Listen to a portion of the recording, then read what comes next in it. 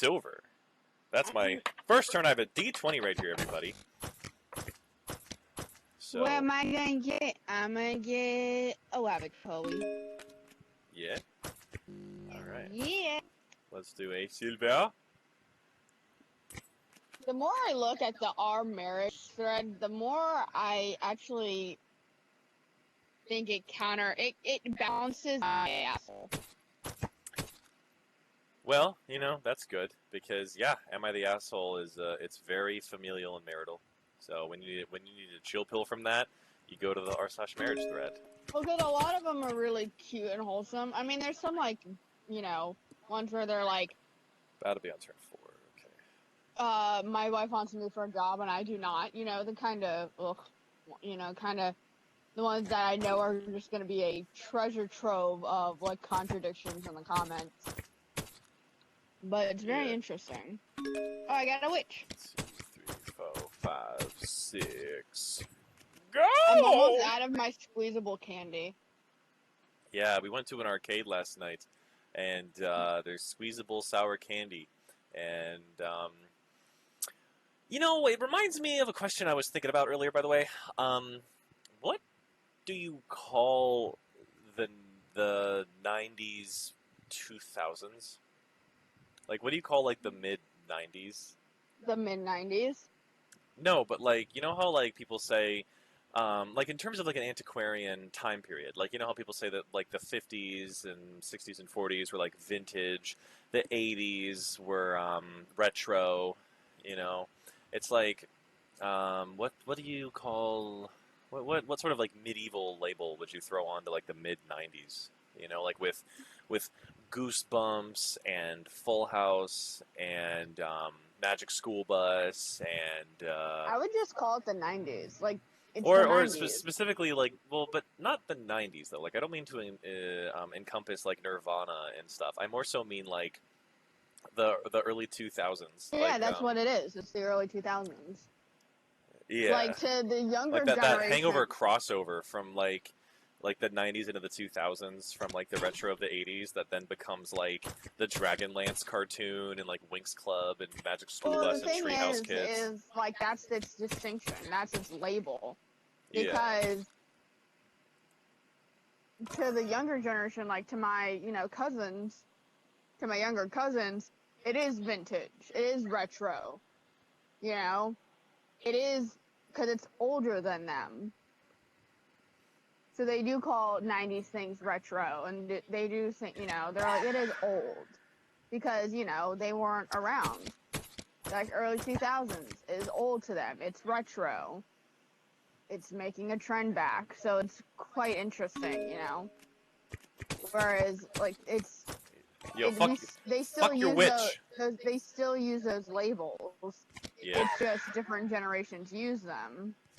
You keep throwing this witch at me. Oh my god. I do. Also, it just dawned on me, I think the term is called the Audis. But that sounds so gross. The like, Audis? The Audis is the term for the 2000s because So they bought a lot of Hondas? So it's a shortening further off of the naughties because the word "not" means nothing, and double O, right, for like the 2000s is like nothing, so it's called like the nothing nothings or whatever. Not to refer to that era was uneventful. On the contrary, it was, but just the fact that it was those 2 zeros. Okay. They call it like the naughty naughties or the oddies, I think is what it's supposed to be. But can you imagine being like, oh yeah, dude, grew up in the naughty naughties, I mean, I'm confused about... you lost me 2 seconds ago. I think I lost you a lot sooner than that. Yeah, you started saying Audi, and I just kind of was like, I don't know, I just call it the early 2000s, late 90s. Yeah. No, but it's so fascinating, right? Because I feel like that era is distinct, and the older that we get, the more I look back at that time, and I'm like, oh wow, like the more that time feels so, feels so concrete and so of its desirable. Ways. Let's see. Well, sure, but I'm a futurist, but like it is, but I will say this: you think nostalgia. So there's this quote from George, and we're back. I'm waiting for Marion. She's got shit in her mouth. Ugh. Grabbed another laboratory. Hell yeah. I'm grabbing things that really don't pertain to any good ramp because it's been too long. It's been 1 week since I played Dominion.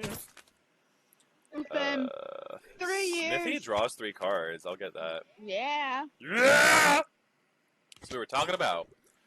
Yeah. We was talking about the What were we oddies talking and the naughties, and I was saying like, oh my god, I'm a futurist, but I find it fascinating to study the past because the past informs the future.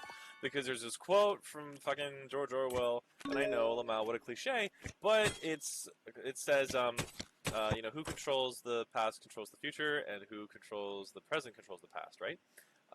So it's a very interesting thought process because the idea is that while we should be forward-facing, the thing is that there is always an interesting analysis you can procure when looking back at years gone by.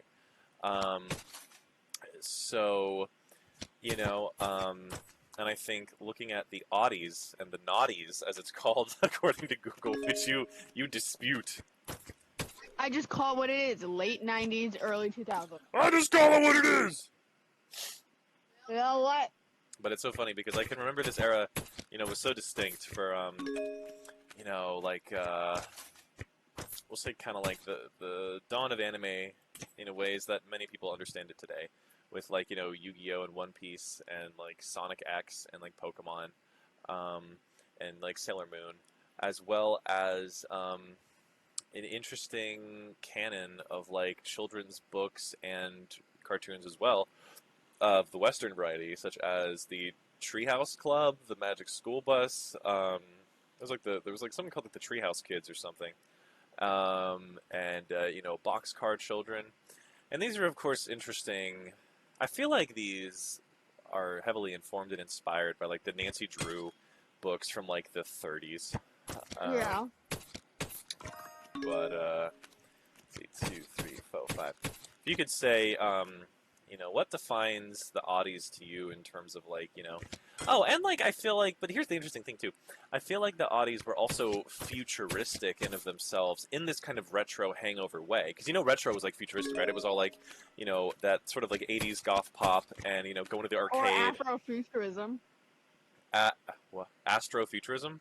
Afrofuturism. Afrofuturism. There you go. See, yeah, like, and even that. And then like the 2000s kind of continues with this, right? Because everything is kind of geared towards like this like futuristic entertainment for kids, where it's like like remember Floam, or like obviously like like Bionicle came out this time. Like everything was like it was like Moon Shoe. Remember Moon Shoes? Oh my God, yes. Yeah, like it's so interesting. Like there was this sense that everything was like it's like futuristic, It was always trying to be like, whoa, look at this next big thing, and oh my god, the kids will love it, and we're going into the future, yeah. And meanwhile, now advertising these days is like Domino's being all like, hey, don't forget us, please. You can do breadsticks and spaghetti and pizza. How do you think advertising has changed from the 2000s into the 2020s? I feel like it's gotten less futuristic. Now it's just on TikTok with weird, like, promotional partner ads. Yeah. I mean, I guess, yeah, same with YouTubers, right? Or no? Like, now it's just shorter ads, or it's hiring an actor for your game, or it's putting someone's music that's really popular. Pedro Pascal in the fucking Merge Mansion is so exciting. Yeah, so it's either hiring a famous actor that you really like, or it's buying a music, a song, right? Say like Hozier, had a really really popular song or whatever. I remember when Work Song was in so many like commercials. Like it was one of those things where it was like either you heard Hozier or you heard Adele. So it's kind of like using artists or an actor to push something, and that's kind of how I think ads are today. Like it's no longer about like it's just like, oh, guess what?